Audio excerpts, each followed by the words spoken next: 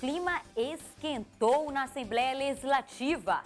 Na manhã de hoje, o deputado Marcelo Ramos trocou farpas ao vivo no programa Crítica Notícia com o presidente da Casa, Ricardo Nicolau. A discussão acalorada era sobre o orçamento e os gastos desnecessários da ALI. A gente explica toda essa polêmica e você vai ver também. O deputado Wilson Lisboa nega acusações que levaram à cassação do mandato dele. Em Borba, vereadores se desentendem e partem para a briga. Na série sobre os escândalos em Quari, você vai ver o clima de insegurança que cerca a cidade. Grupos políticos trocam tiros e a população fica no meio do fogo cruzado. Aqui não tem segurança, aqui nós estamos abandonados. E tem também as notícias olímpicas. Olha aí quem recebeu nossa equipe. Oscar conta os bastidores de uma carreira vencedora. Quinta-feira, 12 de abril, o Ponto Crítico está no ar. Olá, muito bom dia para você. Em meio a escândalos políticos, a população de Quari vive em uma verdadeira zona vermelha. Grupos políticos fazem acertos de contas e deixam a população com medo. Além disso, a violência na cidade está sem controle. O número de assassinatos já fez lotar o cemitério de Quari. Veja na reportagem de Leandro Guedes e Daniel Melo.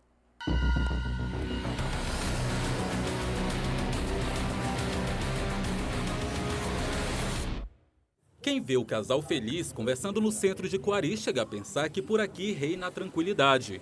Mas não é o que pensa seu Haroldo, que sobe as escadas para mostrar o segundo andar da loja que tem. Há 3 anos ele teve que mudar a rotina. É nesta rede armada sobre as mercadorias que ele passa as noites. E não é porque ele gosta de estar aqui não. É o medo de que o estabelecimento seja assaltado pela segunda vez. Aqui não tem segurança, aqui nós estamos abandonados. Nós estamos só Deus na nossa vida. Dona Rosimar está há 4 anos na cidade. Assustada com a onda de violência, ela conta que só sai de casa se for para resolver algo muito importante. Eu vim da zona rural para cá este ano por causa que lá não tem mais aula para meus filhos estudar. Por isso que eu vim para cá, mas eu estou morrendo de medo. E talvez ela tenha razão em sentir medo. Nos últimos 3 meses, 8 assaltantes, 4 traficantes, 3 assassinos e um estuprador fugiram da penitenciária do município. Só 2 foragidos foram encontrados pela polícia. De acordo com os registros da única delegacia de Quari, em 10 meses, 26 pessoas foram assassinadas. O aumento no número de mortes deixou a cidade sem estádio. Hoje, a área é utilizada como uma espécie de anexo do cemitério. As arquibancadas tiveram que dar lugar às sepulturas. Os moradores do município têm medo de falar sobre os crimes, principalmente os que envolvem os 2 principais grupos políticos de Quari. Os acertos de contas teriam começado com o atentado sofrido pelo atual prefeito Arnaldo Mitoso em Manaus. No ano passado, o carro do político foi alvejado e ele ferido no pescoço. O grupo de Mitoso passou a desconfiar de pessoas ligadas ao ex-prefeito Adail Pinheiro, o que gerou uma sucessão de ameaças e novos crimes. O mais grave foi no mês passado. O filho de Arnaldo Mitoso teria tentado um acerto de contas ao chegar em uma moto e disparar 4 tiros contra o ex-secretário de Obras Francisco Pacciola, principal suspeito de atirar em Mitoso. Pacciola foi atingido com um tiro no ombro e outro na mão. Júnior está foragido. O clima tenso entre os grupos rivais transformaram Quari em um verdadeiro faroeste caboclo. Se tivesse condições de eu sair daqui, eu sairia imediatamente, porque não estamos no vermelho. Aí eu começo, você está vendo como é que está. Mas apesar dos testemunhos, o prefeito de Quari, Arnaldo Mitoso, disse que esse clima de insegurança no município não existe. Mas não soube dizer quantos policiais trabalham na cidade. Amanhã nós vamos falar sobre a infraestrutura do município, não perca. E olha só que absurdo. 2 vereadoras do município de Borba são protagonistas de cenas de baixaria e violência. Detalhe, a confusão aconteceu durante a sessão na Câmara do município. As imagens da TV Câmara de Borba mostram que a confusão começou durante o discurso da vereadora Elizabeth Maciel. Ela criticou a parlamentar Yolanda Andrade por não prestar contas na época em que foi presidente da casa.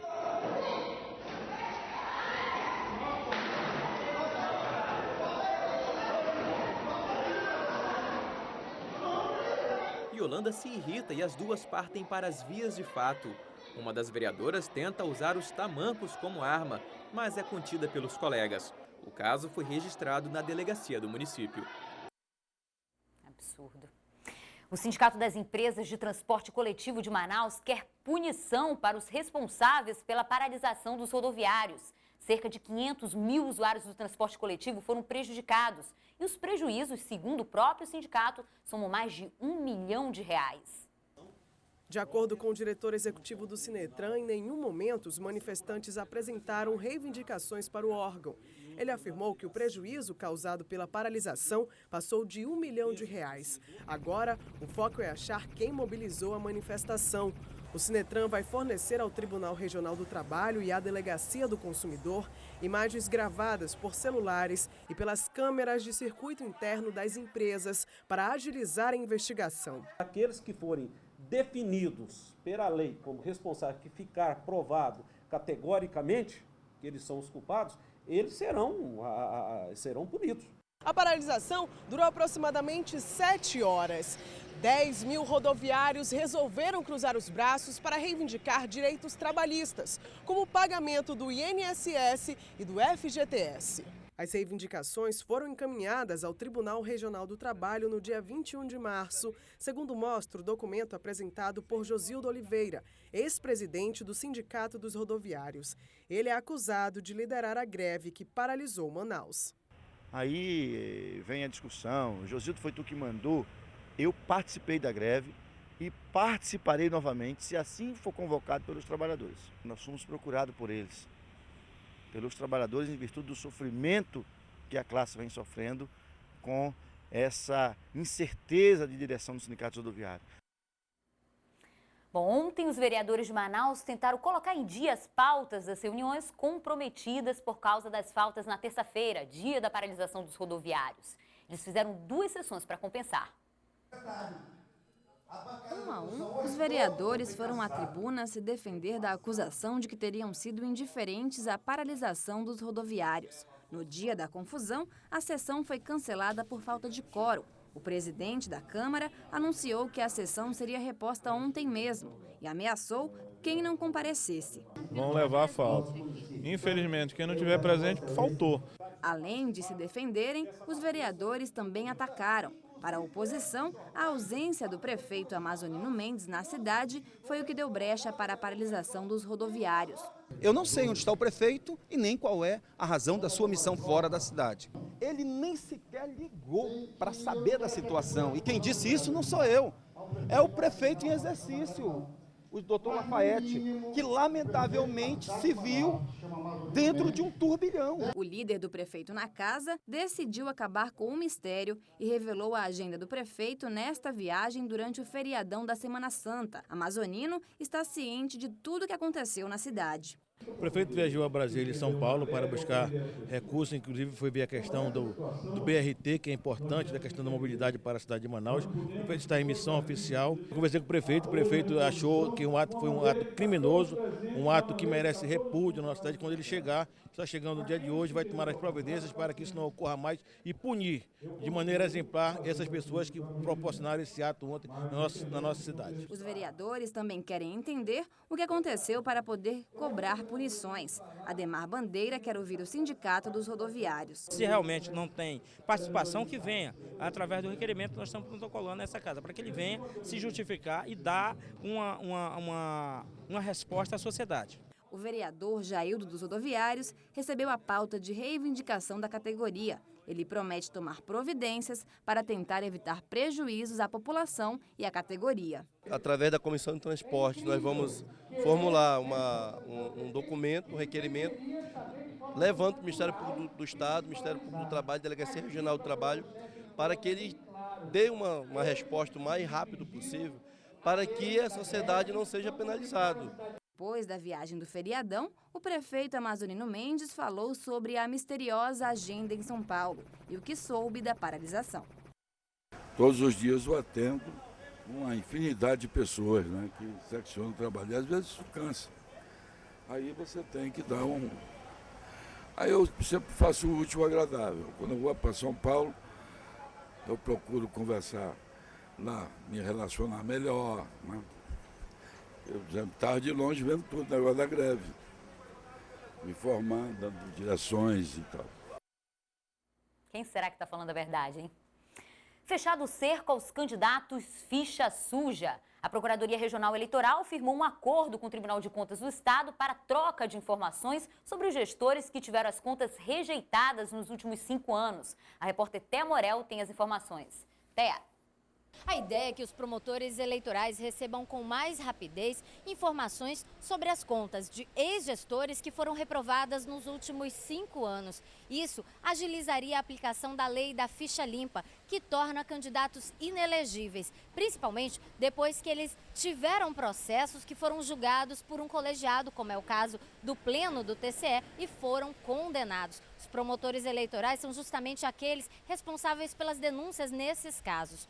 Hoje, na sessão aqui do TCE, mais de 30 processos estão em avaliação, 11 prestações de contas e 23 que são recursos de ex-gestores municipais e estaduais. No início da sessão, o presidente do TCE, Érico Desterro, alertou aqueles municípios e aqueles órgãos que não apresentaram a prestação de contas de 2011.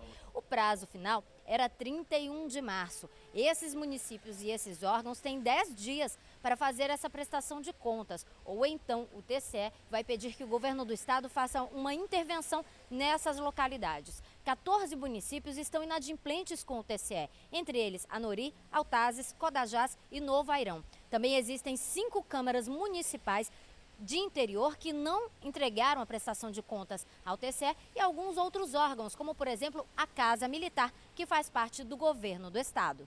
Thea Morel para o Ponto Crítico. Obrigada, Thea. Bom, o consórcio Construbase venceu a licitação da Prefeitura de Manaus para a construção do BRT. Com valor de 222 milhões de reais, o projeto vai se estender por 22 quilômetros, interligando 20 estações e 3 terminais no corredor leste da capital. A decisão foi publicada no Diário Oficial do município desta quarta-feira. Ainda não há previsão para o início das obras. Bom, ao que parece, esse consórcio é formado pelas mesmas empresas que construíram a ponte bilionária, a ponte sobre o Rio Negro. A gente só espera que o BRT também não tenha a mesma quantidade de aditivos que teve a ponte. Voltamos a falar de política. O deputado estadual Wilson Lisboa, do PCdoB, que teve o mandato cassado pelo Tribunal Regional Eleitoral, corre contra o tempo para preparar o recurso contra a decisão do Pleno. Ontem ele ocupou a tribuna da Assembleia para se defender das acusações de uso de caixa 2 durante as eleições de 2010. O deputado só apareceu na Assembleia Legislativa para fazer um discurso de defesa. Para que não haja distorções, nós tivemos o cuidado de escrever algumas coisas, eu escrevi de próprio punho, e as lerei aqui, tentando explicar os equívocos, porque lá estava na hora do meu julgamento. Depois se retirou do plenário e ninguém mais tocou no assunto. A assessoria do deputado diz que ele se ausentou para preparar a defesa, já que vai recorrer da decisão.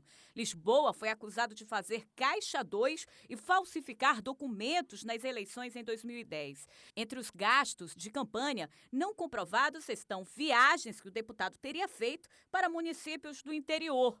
Lisboa só perde o mandato depois que a defesa dele for julgada pelo TRE. Caso a cassação seja mantida, quem deve assumir a vaga é José Lobo, também do PCdoB. O fim de benefícios financeiros pagos pela Assembleia Legislativa aos deputados virou assunto na última sessão da Casa. Alguns falaram em acabar com os pagamentos às diárias e o presidente da Casa surpreendeu ao se mostrar favorável ao fim do auxílio paletó. A proposta de acabar com o auxílio paletó está emperrada nas comissões há 7 meses e é criticada pela maioria na casa. O projeto prevê que os 24 deputados estaduais deixem de receber 2 vezes por ano a verba de R$20 mil, em tese utilizada para melhorar o guarda-roupas dos parlamentares. No mês passado, em entrevista ao jornal A Crítica, o presidente da casa reforçou que o auxílio paletó é um direito dos deputados. Mas agora parece que mudou de ideia e decidiu apoiar o projeto. É uma opinião pessoal, né, em virtude de outros estados já assim terem feito. Né, o Senado da República já passou na comissão para a extinção também. Né, e nós temos um parâmetro muito grande com o Congresso Nacional. O posicionamento de Ricardo Nicolau causou estranheza em alguns deputados, mas o autor do projeto acredita que agora o texto tem mais chances de ser aprovado. Eu acho que o presidente apoiando e outros parlamentares, tendo, portanto, uma maioria, isso faz com que a gente possa dar esse passo decisivo de ajudar a mudar a realidade e a imagem que o parlamento tem, portanto, acabando com esse privilégio inadequado. Um novo projeto apresentado na casa pede o fim do pagamento das diárias para os deputados que viajam para fora de Manaus. Um deputado estadual, que faz parte da mesa diretora, recebe R$ 635 por cada dia que ele passa fora de Manaus em um município do interior. Quando a viagem é para fora do Amazonas, o valor sobe para R$ 953. Coincidência ou não, o autor dessa proposta é o principal concorrente de Nicolau à vaga de presidente da Assembleia no ano que vem. Marcos Rota diz que em 14 anos de mandato nunca recebeu diárias e não teme que o projeto seja visto como uma forma de autopromoção. O presidente já se posicionou contrário à extinção das diárias, né? Então vejam que nós somos uma casa plural, né? Todo mundo tem o seu posicionamento, tem o seu ponto de vista, e eu acho importante, inclusive, que esses posicionamentos, esses pontos de vista sejam tratados dessa forma, né? No plenário da Assembleia, não em reuniões secretas, tratando dessas questões. Bom, o projeto que pede o fim do auxílio paletó já havia sido rejeitado pela Comissão de Constituição e Justiça da ALI. Mas o autor da proposta ingressou com recurso e o projeto voltou a tramitar na casa. Atualmente, ele aguarda parecer da Comissão de Finanças Públicas. E o clima na Assembleia Legislativa está pegando fogo. Hoje pela manhã, o presidente da casa, Ricardo Nicolau, travou uma discussão acalorada com o deputado Marcelo Ramos ao vivo durante entrevista para a Rádio A Crítica FM. Newton Correia, o que está acontecendo, Newton? Esse bate-boca de hoje, você que acompanhou de perto, que interpretações a gente pode ter dele? Olha, a principal interpretação é a de que o poder legislativo está esbanjando saúde financeira, enquanto outros poderes do Estado estão carecendo de verbas públicas. Vamos citar o exemplo aqui da Defensoria Pública. Só a verba que está sendo investida para a construção de um edifício-garagem e da sala VIP dos deputados vai custar em torno de 30 milhões de reais. A Defensoria Pública tem apenas 40 milhões para o ano todo. Newton, nós separamos um trechinho dessa conversa entre os deputados. Vamos assistir. Vamos fazer o seguinte, deputado. Eu devolvo 15 servidores e o senhor paralisa a obra do estacionamento e da sala VIP, que são obras altamente questionáveis. Combinado? Fechado? Colocar os carros aonde? Fechado, presidente. Oi? Tá fechado? 15 servidores e, por outro lado, o estacionamento e a sala VIP. Então, se o senhor me der uma alternativa, aonde colocar os carros, só de servidores, eu tenho mais de 600 Todos os carros já estacionavam lá, presidente. Mas eu vou lhe fazer outra sugestão, presidente. 15 servidores meus em troca 0,50 do orçamento da Assembleia para a Defensoria Pública e 0,5 e 0,25 para o Ministério Público, diminuindo o repasse de 3,8 para 3,05.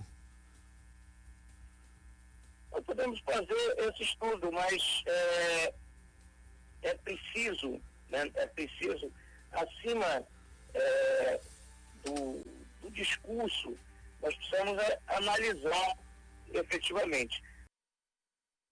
Bom, a gente viu aí que o deputado Marcelo Ramos colocou o presidente da casa contra a parede, né, Newton? Rolou até uma proposta aí, uma espécie de desafio. É algo em cima da hora. Agora, o pano de fundo dessa discussão, Natália, é exatamente o poder, a eleição para a presidência da Assembleia Legislativa do Estado no ano que vem. E é bom que eles continuem brigando. Hoje, por exemplo, nessa discussão, a gente soube quanto custa um deputado para a população. 3 milhões de reais. Newton, e vamos falar um pouquinho rapidamente, está em tramitação no Senado a PEC que prorroga a Zona Franca de Manaus. Está uma disputa grande aí pela relatoria? Começou a briga pela relatoria porque esse cargo está destinado a um parlamentar do Amazonas. E os 8 parlamentares amazonenses da Câmara dos Deputados são candidatos desde ontem a essa vaga.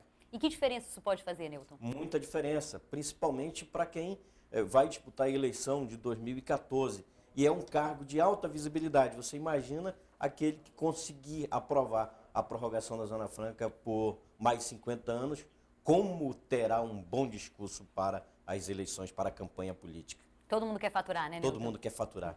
Obrigada, uma boa tarde. Boa tarde. A seguir, você vai ver os gols da Copa do Brasil. O Peñarol foi goleado em pleno estádio do SESI. E tem ainda notícias de Londres. No perfil olímpico de hoje, nós vamos saber sobre a carreira vencedora do maior cestinha brasileiro, Oscar Schmidt.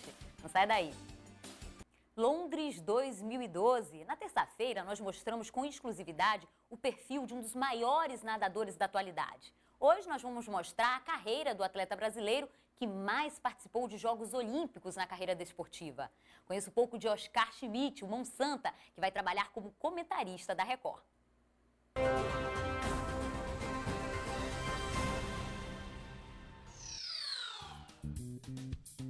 Oscar Schmidt é o recordista brasileiro de participação em Olimpíadas. Esteve em 5 Jogos Olímpicos e foi cestinha 3 vezes consecutivas. Foi o brasileiro do basquete que mais marcou pontos na carreira, quase 50 mil.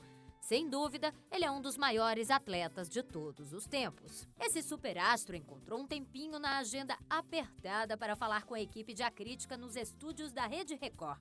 Começou o papo explicando por que ganhou o apelido de Mão Santa. No México tinha um jogador fenomenal que se chamava Arturo Guerreiro.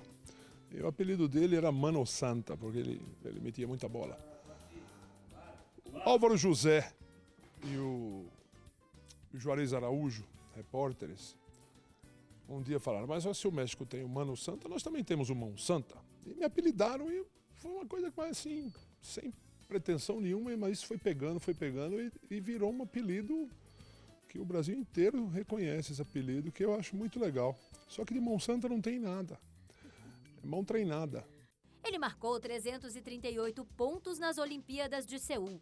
Aqueles jogos tiveram um gosto especial. Mas essa Olimpíada marcou uma era bonita dessa seleção que jogou junto 8 anos, de 85 a 92, onde nós sempre disputamos as primeiras colocações de todos os torneios que a gente jogou. E coincidentemente, nessa Olimpíada, eu joguei talvez o melhor ano da minha vida na seleção brasileira. Ele treinou demais, mas também marcou demais. Foram 49.737 pontos. É muito ponto na carreira de um atleta, não é? É ponto demais, mas é o meu jeito de jogar, né? Eu jogava, era um fominha danado e qualquer arremesso para mim era bom porque eu treinava demais. Então, tantos anos jogando basquete, eu joguei basquete 32 anos, 26 anos como profissional. E nesses 26 anos, naturalmente, eu iria fazer muitos pontos. Então, fico orgulhoso porque está cheio de jogador que foi melhor que eu, mas ninguém fez mais cesta que eu. Isso aí é um orgulho danado. Tanto talento foi reconhecido. Ainda na década de 80, Oscar foi chamado para a NBA, Liga de Basquete Americano. Mas ele não quis deixar o Brasil. As seleções eram consideradas amadoras. Então, se eu jogasse um jogo na NBA, eu não poderia jogar nunca mais na seleção brasileira, eu ficaria desclassificado à vida. E foi uma escolha muito fácil de fazer. E Londres? O desafio agora é diferente, do lado de cada telinha. Entusiasmado, ele fala sobre a atual seleção. Nós vamos para a Olimpíada, torcendo muito para o Brasil, acima de tudo, e esperando que o Brasil cresça cada vez mais e primeiro faça uma boa Olimpíada, uma Olimpíada digna. Ninguém quer que o Brasil ganhe uma Olimpíada. Se ganhar, melhor. Mas que faça uma Olimpíada digna para que a gente possa ter de novo basquete jogando bem com a seleção brasileira.